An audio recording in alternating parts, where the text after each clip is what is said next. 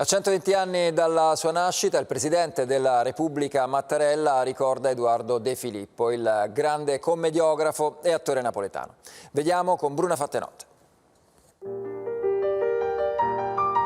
Un genio capace di andare oltre la farsa per rappresentare incertezze, aspettative, illusioni e disincanti di un'umanità segnata da eventi epocali.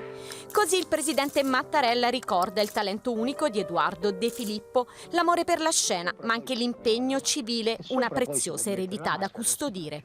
Questa è la maschera che in arte viene chiamata a mezza sola. La vocazione per il palco scolpita nel DNA, figlio di Scarpetta, fratello di Titina e Peppino.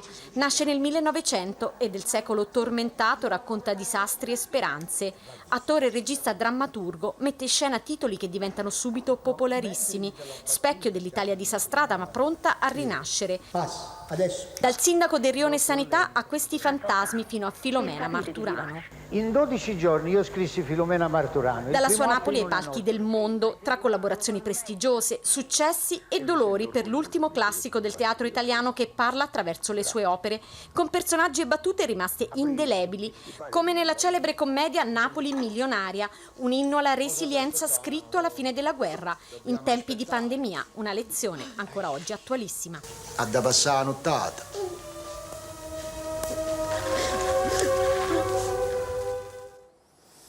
Prosegue su tutti